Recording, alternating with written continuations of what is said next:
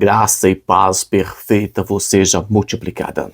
É muito comum vocês depararem em muitas igrejas pessoas se dizendo entendidas espiritualmente, cheias de unção, de autoridade, dizendo para vocês: não leia a Bíblia, não preocupe com isso, não preocupe com a letra. E essas pessoas, quando assumem essa postura, o devocional de hoje é muito importante, pelo menos para você saber se essas pessoas estão certas ou não. O que é que a Bíblia diz com respeito a isso? Então essa pessoa assume um papel de mestre, assume um papel espiritual, de líder, de entendida, para dizer para você que você não precisa buscar conhecimento bíblico, porque o importante é o espiritual.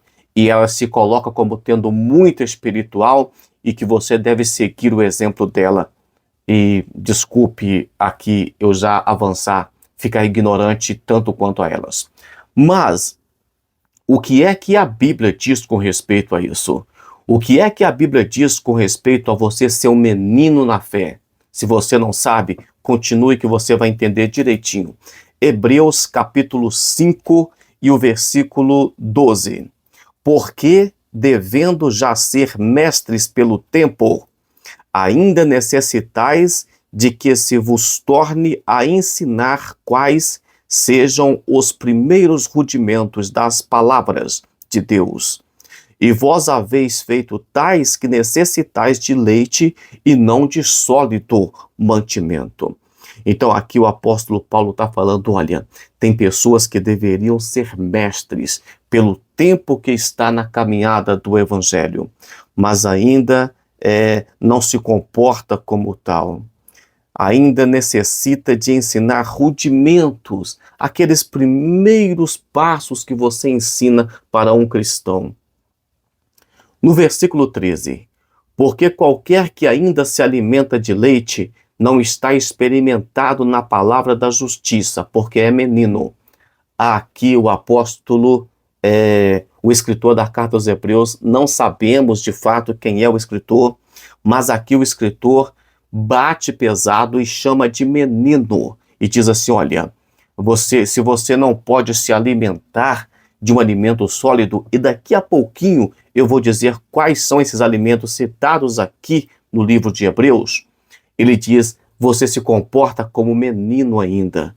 Então, não é mestre, é menino, é criança, precisa de entendimento. Ah, mas para entrar no reino dos céus tem que ser como menino, tem que se tornar como menino, mas tem que crescer e ser mestre, tem que crescer e ensinar a palavra com entendimento. Versículo 14. Mas o mantimento sólido é para os perfeitos, os quais, em razão do costume, têm os sentidos exercitados para discernir tanto o bem como o mal. Então, o apóstolo Paulo, não temos certeza se é apóstolo Paulo, mas aqui o escritor da carta aos Hebreus, ele vai dizer que é o alimento mais sólido, aquele alimento, aquela pregação mais profunda nas Escrituras, ele vai dizer que é para perfeitos. Então eu não vim aqui criticar ninguém, não vim aqui chamar ninguém de menino, muito pelo contrário, porque eu convido vocês a seguirem o devocional para que vocês tenham conhecimento, cresçam no conhecimento junto comigo. Então pode ter certeza, você que está acompanhando os estudos aqui, você está se alimentando para que com o tempo, como disse aqui, olha, porque devendo já ser mestre pelo tempo. Então dentro de um tempo, o nosso conhecimento vai ampliar muito por causa do devocional, por causa da leitura da palavra, da explicação da palavra. Vamos lá? Mas aqui ele vai chamar de menino e vai chamar de imperfeitos. É essa que é a verdade. Agora vamos ver aqui o capítulo 6, versículo 1. Por isso, deixando os rudimentos da doutrina de Cristo, prossigamos até a perfeição. Então, quando você deixa aqueles rudimentos, aqueles primeiros ensinamentos, você vai partir para a perfeição. Esses dias eu falei aqui sobre santidade ou santificação progressiva, aquela santificação que você vai aumentando com o tempo. Eu falei das diferentes tipos de santificação e uma delas é a progressiva. Aqui fala de deixar rudimentos da doutrina e prosseguir para a perfeição. Então, o cristão mais perfeito é aquele que já tem uma doutrina de Cristo. Doutrina de Cristo não é falar de roupa, não é falar de cabelo. Doutrina de Cristo é falar de tribunal de Cristo, de trono branco, de bodas do Cordeiro, de salvação, de santificação, de justificação, de adoção. Isso é doutrina da palavra de Deus. Então é preciso de que nós cristãos tenhamos a mente aberta para captar. O problema de tudo isso aqui é que quando alguém começa a falar mais profundamente a Escritura, como você já ouviu alguém dizer que não precisa de se preocupar, acaba entrando no ouvido e saindo no outro. Mas se você já tem um entendimento de que é preciso deixar de ser menino, de que é preciso caminhar para a perfeição, de que é preciso se tornar mestre com o tempo, então você começa a captar, a se interessar pelo ensinamento da palavra de Deus. Aí, no versículo 2, é onde eu quero aqui, eu quero focar no versículo 2 do capítulo 6. Olha só o que o escritor da carta aos Hebreus vai dizer. E da doutrina dos batismos. Ele disse batismos e não batismo. Que interessante, vamos falar sobre isso. E da imposição das mãos, e da ressurreição dos mortos, e do juízo eterno. Então aqui o escritor citou 4 doutrinas. Doutrina dos batismos, doutrina das imposição das mãos, doutrina da ressurreição dos mortos e do juízo eterno. Eu queria te perguntar, e você pode responder na sua consciência, você sabe discernir esses 4 tipos de doutrinas? A doutrina dos batismos, da imposição de mãos, da ressurreição de mortos e do juízo eterno. Eu sei que é difícil, assim, falar com propriedade, sem antes examinar esse texto aqui, até para quem já tem conhecimento bíblico. Mas, se você não sabe, então você está se colocando em uma posição de que vai aprender, de que quer aprender, de que precisa aprender, e não de pessoas ignorantes que dizem que a letra mata, mas que é o Espírito que vivifica. Só um detalhe antes de aprofundar nisso aqui. Se fosse o Espírito Santo que ensina tudo, aqui o escritor não estava exortando os cristãos a buscar esse conhecimento. Vamos lá então. Batismos. Só para dar uma explanada aqui. A Bíblia fala de batismo em Moisés, na nuvem e no mar. Você vai ver o apóstolo Paulo falando isso em 1 Coríntios capítulo 10, versículo 2.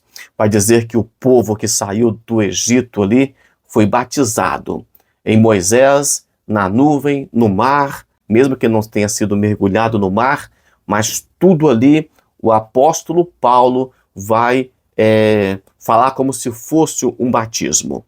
Vemos também aqui, Jesus disse de um batismo que ele deveria experimentar.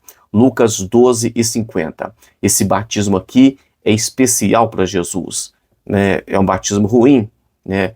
Talvez esteja dizendo do sangue de Jesus. Vemos batismo que os discípulos receberiam e que a igreja recebe, ou quem ainda, né, pentecostal, que busca batismo com o Espírito Santo. Atos 1 e 5. Então os discípulos deveriam ficar reunidos para receber o batismo. Vemos o apóstolo Paulo em 1 Coríntios capítulo 15, versículo 23, falando sobre pessoas que faziam batismo pelos mortos. Na verdade, é um batismo errado. Então, é também uma doutrina que ele estava ali combatendo. E vemos em 1 Pedro, capítulo 3, versículo 21, vai falar que a terra foi batizada pelas águas do dilúvio. É claro que... E tem os últimos dois, deixa eu finalizar aqui. E tem o batismo de João no Novo Testamento, e tem o batismo cristão. Então, sempre que chegava os evangelistas, diziam, vocês já foram batizados com o Espírito Santo? Eles diziam, não, apenas com o batismo de João. O batismo de João é um batismo para arrependimento. Ele dizia, eu vos batizo para o arrependimento. E o batismo cristão é um batismo para a salvação. É quando você nasce de novo. Então, é só para dar uma explanada aqui. Futuramente poderemos falar mais detalhadamente sobre batismo. Mas é interessante que você saiba sobre esses diferentes batismos que a Bíblia cita. A segunda doutrina que ele disse aqui é da imposição das mãos. A imposição das mãos no Antigo Testamento era utilizado em um animal, no sacrifício, simbolizando que o pecado do povo estava sendo transferido para aquele animal.